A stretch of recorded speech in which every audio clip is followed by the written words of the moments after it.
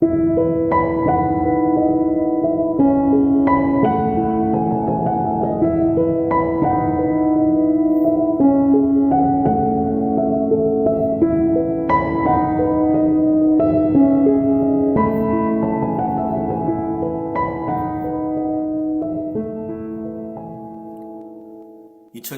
10월 18일) 월요일 욥기 9장 11절로 24절 말씀.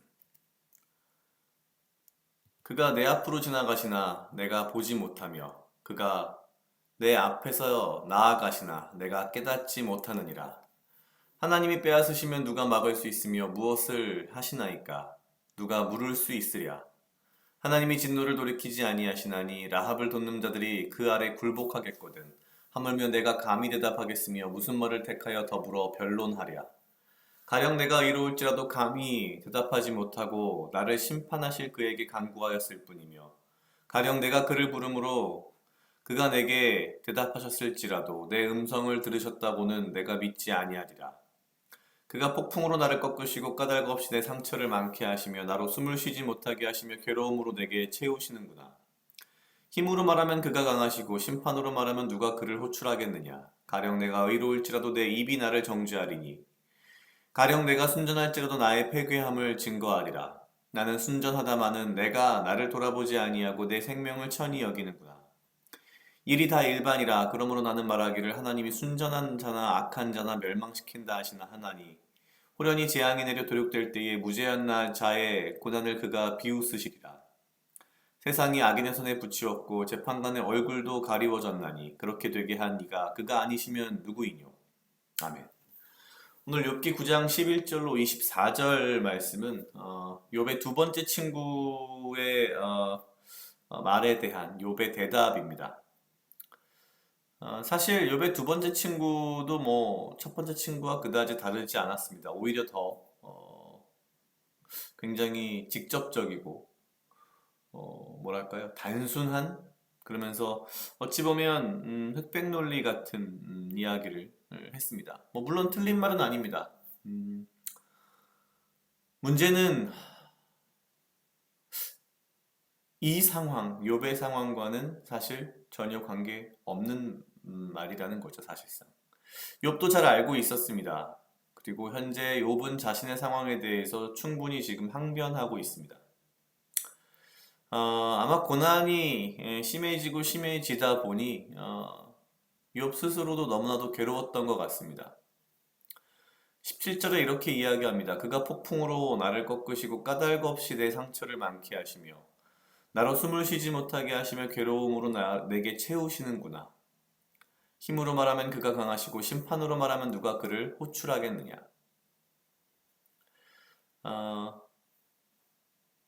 결국 욥은 본인이 이유 없이 고난을 받고 있다는 것에 대한 나름의 뭐랄까요? 하나님에 대한 반항? 그쵸? 반항이라면 반항이죠.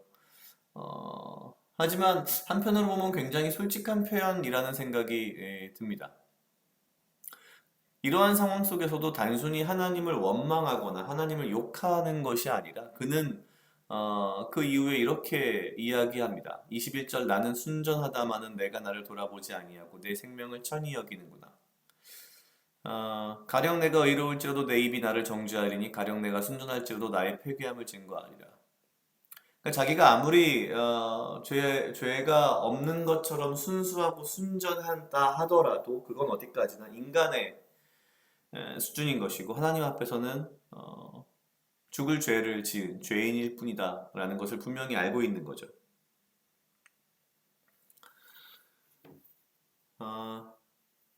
그러면서 23, 24절에 이렇게 이야기합니다. 호련히 재앙이 내려 도륙될 때에 무죄한 자의 고난을 그가 비웃으시리라. 세상이 악인의 손에 붙이었고 재판관의 얼굴도 가리워졌나니 그렇게 되게 한 이가 그가 아니시면 누구이뇨. 사실 많은 사람들이 가지고 있는 어떤 마음일 수 있습니다. 전에도 한번 이야기했지만 많은 무신론자들이 주장하는 바가 바로 이 부분과 일맥상통합니다. 세상에 하나님이 존재한다면 어떻게 세상이 이렇게 불의할 수 있겠는가? 어떻게 세상에 이런 일들이 버젓이 일어날 수 있겠는가? 마찬가지입니다. 욥도 어떻게 보면 욥이 할 수 있는 가장 나쁜 수준의 하나님에 대한 원망이라고도 볼 수 있죠. 내가 이렇게 고난을 받는데 하나님은 나에게 무관심하시고 또한 이렇게 뭐랄까요?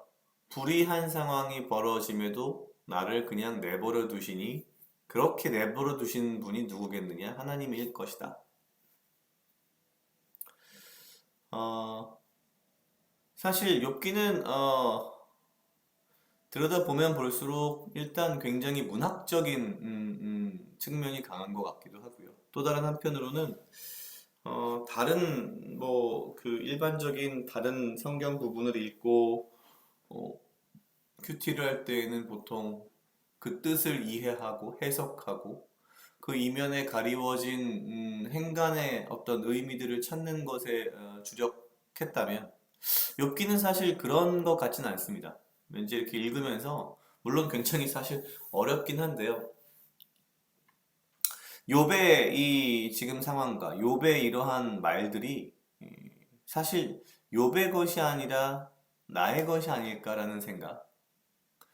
나는 어떤 사람인가라는 어떤 생각. 그러니까 사실 욥을 통해서 어, 나를 보게 되는 그런 부분들이 분명히 있는 것 같습니다.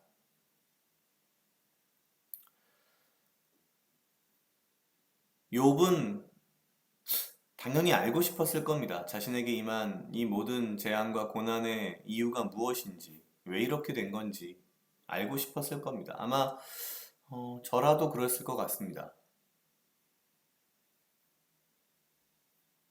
그런데 욥기가 우리에게 이야기하는 한 가지는 분명한 것 같습니다. 앞에서 욥의 두 친구가 말한 일반 진리 다 맞는 말이지만 그것은 어디까지나 알파와 오메가이신 하나님께 어떻게 보면 참 적당한, 적합한 것이지 시간상으로 한 점에 불과한 시간을 살아가는 인간에게는 그 모든 원인과 결과를 볼 수 없기 때문에 우리는 하나님께 왜 이렇게 됐습니까? 라는 것을 어떻게 보면 말할 자격이 내지는 자격이 있다 해도 그것을 확인하고 이해할 수 있는 능력이 없는 그런 존재가 아닌가. 나라는 존재가 얼마나 미약한지에 대해서 다시 한번 확인해 볼 수 있는 그런 말씀인 것 같습니다. 욥의 마음이 한편으론 이해되지만 또 다른 한편으로는 욥을 통해서 나 자신의 모습을 보고 나의 한계를 보며 나의 죄성을 또한 보고 나의 부족함과 어, 나의 한계성을 분명하게 인지하게 하는 그런 말씀이 아닌가라는 생각이 들었습니다. 각자 약 2분 정도 묵상하시겠습니다.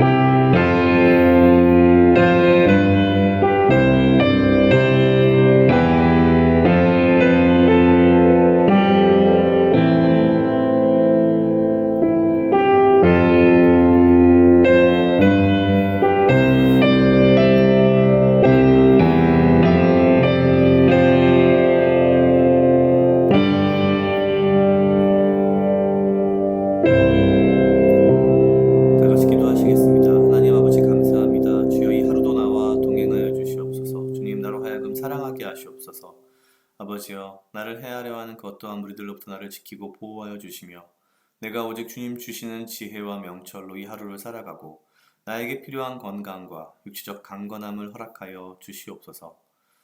주님, 내가 내 삶의 많은 일들에 대한 원인과 이유를 알 수 없지만 내가 그것들의 원인과 이유를 당신에 묻기보다 나의 삶이 당신 앞에서 바로 서며 주와 동행하며 주의 은혜와 사랑 가운데에 이 삶을 내가 주와 함께 온전히 동행하며 살아갈 수 있는 그것에 더욱더 중심을 맞추며 나의 한계와 나의 부족함과 나의 죄성을 매일매일 확인하고 오직 주 앞에 겸손히 주와 동행하는 삶을 살아갈 수 있도록 주여 인도하여 주시옵소서.